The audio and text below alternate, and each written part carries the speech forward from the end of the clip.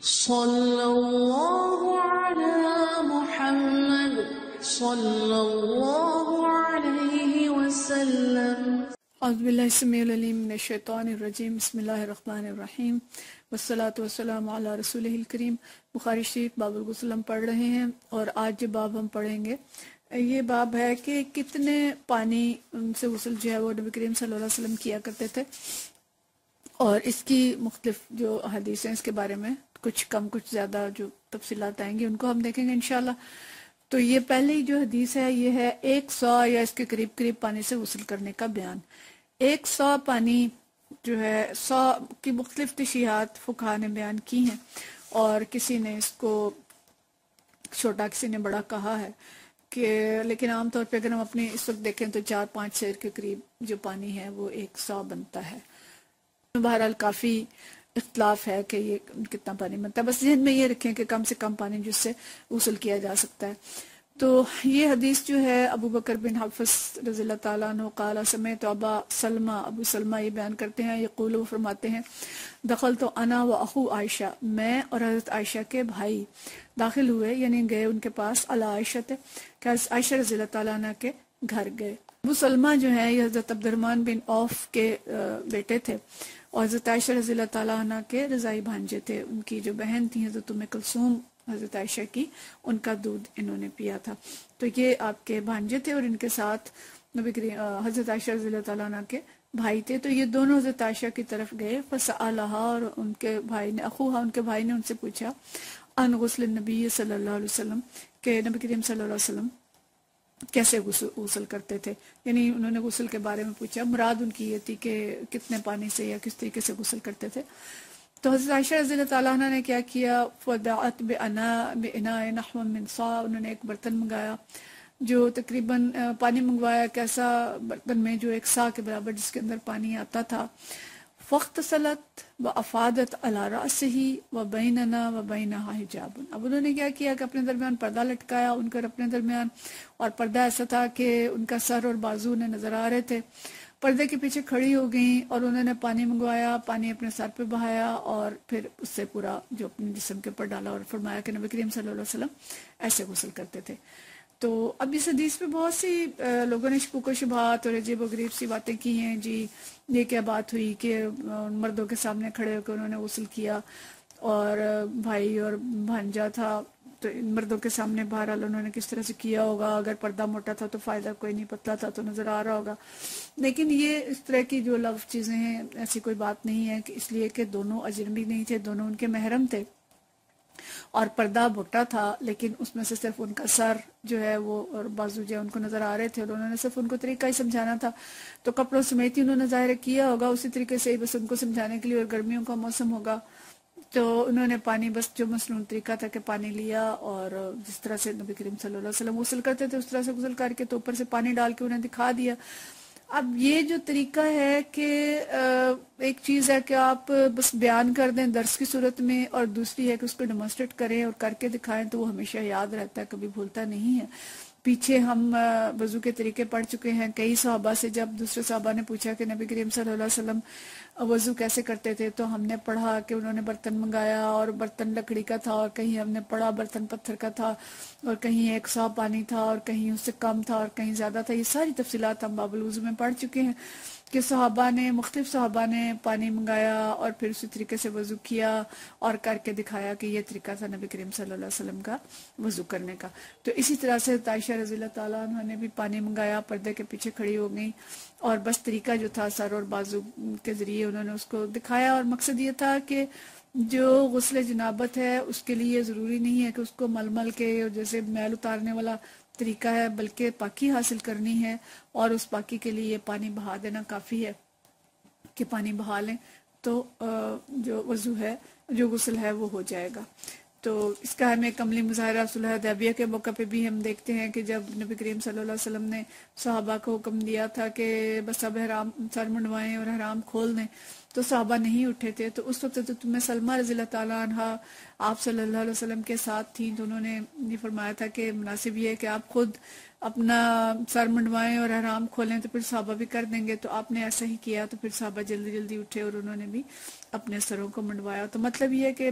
بسا اوقات جو بالفعل تعلیم ہے وہ بالقول سے زیادہ مؤثر ہوتی ہے. تو ایک تو حضرت عائشہ رضی اللہ تعالیٰ عنہ نے ان کو طریقہ سکھایا، اور دوسرا یہ تھا کہ جو پانی منگوایا وہ 1 سا کے قریب تھا.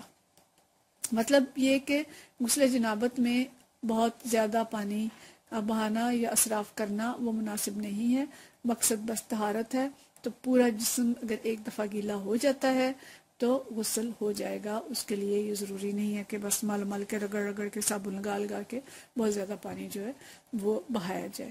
دوسری حدیث جو ہے، حال بتائیے ہے کہ اگر پانی زیادہ موجود ہے تو پھر اپنے اعضائے وضو کو 3 دفعہ دھو لیں اور پھر 3 دفعہ پانی بہا لیں. لیکن اگر پانی کم ہے تو 1 مرتبہ پانی بہانے سے غسل ہو جائے گا. دوسری حدیث جو ہے یہ حضرت ابو جعفر رضی اللہ تعالیٰ عنہ سے ہے، اور یہ فرماتے ہیں انہ کان عند جابر بن عبداللہ ہوا و ابوہ، کہ وہ کہتے ہیں کہ میں حضرت جابر بن عبداللہ کے پاس موجود تھا. یہ حضرت ابو جعفر کون ہے؟ یہ امام باقر ہیں، جن کو شیعہ جن کی طرف اپنا فقہ بھی منسوب کرتے ہیں. اور یہ ابو جعفر امام محمد باقر امام زین العابدین کے بیٹے تھے. تو وہ کہتے ہیں کہ میں بھی تھا حضرت جابر بن عبداللہ کے پاس، اور میرے والد بھی حضرت جابر کے پاس موجود تھے، اور ان کے پاس اور بھی بہت سے لوگ تھے جو کانا عند جابر بن عبداللہ ہوا و ابوہ و عندہ قوم، اور بھی بہت سے لوگ ان کے پاس تھے. فسألوہ عن الغسل، تو انہوں نے نبی کریم صلی اللہ علیہ وسلم سے غسل کے بارے میں پوچھا. پوچھنے والے خود یہ حضرت امام باقر تھے، انہوں نے پوچھا، لیکن ساری قوم کی طرف جو لوگ موجود تھے ان کی طرف سے پوچھا. فقال، انہوں نے فرمایا، یکفی کا ساع، کہ 1 سا پانی آپ کو کافی ہوگا. فقال رجل، تو ایک شخص نے کہا، ما یکفینی، کہ مجھے تو کافی نہیں ہوگا. فقال جابر، تو حضرت جابر نے فرمایا، کانا یکفی، ان کو یہ پانی کافی تھا، من ہوا اوفا من کا شعرم و خیر من کا ثم امن فی صوب. تو انہوں نے کہا کہ ان سستی کے لیے تو یہ پانی کافی تھا جن کے بال تم سے زیادہ تھے اور وہ تم سے بہتر بھی تھے. اور پھر کیا ہوا کہ انہوں نے 1 کپڑے کے اندر ہماری امامت کرائی، انہوں نے نماز بھی پڑھائی. ثم امنا، یعنی امامت کرائی، امنا فی صوب، 1 کپڑے کے اندر امامت کرائی. اچھا، اب یہ حدیث بھی ہے. یہ یہاں پہ جو پوچھا تھا صحابہ نے، یا 2 دوسرے تابعین موجود تھے، کہ کتنے پانی سے غسل کرتے تھے نبی کریم صلی اللہ علیہ وسلم. تو سوال کرنے والے سے حضرت جابر رضی اللہ تعالیٰ انہوں نے فرمایا، یکفی کا سا، ان کے تمہیں 1 سا پانی کافی ہے. اور انہی کے اندر ایک دوسرے شخص بیٹھے تھے، یہ حضرت محمد بن حنفیہ تھے، یہ حضرت علی رضی اللہ تعالیٰ عنہ کے پوتے تھے. تو انہوں نے کہا کہ میرے لیے تو یہ پانی کافی نہیں ہے، کیونکہ ان کے بال گاڑے تھے، سر اور داڑھی کے بال. تو حضرت جابر نے پھر فوراً ہی فرمایا کہ ان کے لیے تو پانی کافی ہوتا تھا جن کے سر کے بال اور داڑھی تم سے زیادہ گاڑی تھی، لیکن تمہارے لیے کافی نہیں ہے. مطلب یہ کہ انہوں نے ان کو تھوڑا سختی سے جواب دیا کہ اگر ان کے لیے کافی تھا تو پھر آپ کے لیے کافی کیوں نہیں ہے. اور پھر انہیں تھوڑا سا شاید اس پہ غصہ آیا، اور انہوں نے 1 ہی کپڑے کے اندر، یعنی جو ایک تہمت تھا یا چادر تھی، اس کو اس طریقے سے اپنا سطر چھپایا اور اسی کے ساتھ نماز پڑھائی. تو مطلب یہ ہے کہ اگر پانی کم ہے، 1 سا کے قریب پانی ہے، 4-5 سیر پانی ہے، اور پانی نہیں ہے، تو اس کا مطلب یہ نہیں ہے کہ اب عذر ہم کریں، جی غسل تو ہو ہی نہیں سکتا، اب ہم نماز کیسے پڑھیں. تو اس قسم کا کوئی عذر نہیں ہے. اتنے پانی سے اگر نبی کریم صلی اللہ علیہ وسلم، حضرت عائشہ رضی اللہ تعالیٰ عنہ غسل کر سکتی تھی تو باقی لوگ بھی کر سکتے ہیں. اس کو عذر بنا کے نماز نہیں چھوڑی جا سکتی. اسی طرح سے وہ جو دور تھا کہ اس وقت کپڑے اتنے نہیں ہوتے تھے، اور بہت سے صحابہ ایسے تھے کہ جن کے پاس یا صرف لمبی قمیض ہوتی تھی یا ایک تہمد ہوتا تھا، تو اس کو وہ کس طرح سے باندھ کے اور گزارا کرتے تھے اور اسی کے اندر نماز پڑھا کرتے تھے. تو یہ 2 حدیث جو ہیں یہ ہمیں بتاتی ہیں کہ کم سے کم پانی سے بھی غسل ہو سکتا ہے، اور جو غسل جنابت ہے اس کے اندر بہت زیادہ پانی بہانا جو ہے وہ اسراف نہیں کرنا چاہیے. لیکن اس کا مطلب یہ نہیں ہے کہ اگر پانی موجود ہے تو بھی ہم بالکل مختصر سا غسل کریں. اگر پانی موجود ہے تو 3 دفعہ وضو کیا جائے، جیسے 3 دفعہ آزاد ہوئے جائیں، اور 3 دفعہ سر اور جسم پہ پانی ڈالا جائے تاکہ طہارت جو ہے وہ اچھی طرح سے حاصل ہو۔ اگلی حدیث جو ہے یہ بھی حضرت میمونہ رضی اللہ تعالیٰ عنہ سے ہے، اور یہ حدیث جو ہے یہ حضرت ابن عباس، چونکہ یہ ان کی خالہ تھیں حضرت میمونہ، پیچھے بھی ہم ان سے بہت سی حدیث سن چکے ہیں وضو کے باب میں بھی، تو اس میں بھی حضرت ابن عباس رضی اللہ تعالیٰ عنہ فرماتے ہیں کہ ان النبی صلی اللہ علیہ وسلم و میمونہ کان یغتسلان من اناء واحد، کہ نبی کریم صلی اللہ علیہ وسلم اور حضرت میمونہ ایک ہی برتن سے غسل کر لیا کرتے تھے، اور یہ برتن جو تھا یہ دوسرے جو آگے صحابی ہیں وقال یزید بن ہارون و باسدن و جدیون، یہ مختلف جو راوی ہیں یہ کہہ رہے ہیں عن شعبہ، حضرت شعبہ سے روایت کرتے ہیں کہ قدر الصاع، یہ جو برتن تھا یہ ایک صاع کے برابر تھا، یعنی کیونکہ بہت بڑا برتن نہیں تھا، یہ ایسا برتن تھا مختلف، یعنی قریب انہوں نے لکھا ہے کہ مقدار یہ ایک صاع یا 3 صاع کے برابر تھا، جس میں تقریباً 8 سیر پانی جو ہے وہ آ سکتا ہے، تو اس برتن سے دونوں غسل کر لیا کرتے تھے، یعنی ایک کر کے اور پھر دوسرا بھی اسے غسل کر لیتا تھا، اور مطلب یہ ہے کہ کم سے کم پانی سے غسل جو ہے وہ کیا جا سکتا ہے، اور پانی اگر 3 صاع ہے تو آرام سے دونوں اس سے غسل کر سکتے ہیں۔ اب ان جو احادیث ہیں ان سے ہمیں جو چیز سمجھ آئی ہے کہ غسل جنابت ضروری ہے، اور پانی جتنا میسر ہے اس پانی سے اچھے طریقے سے غسل کر لیا جائے۔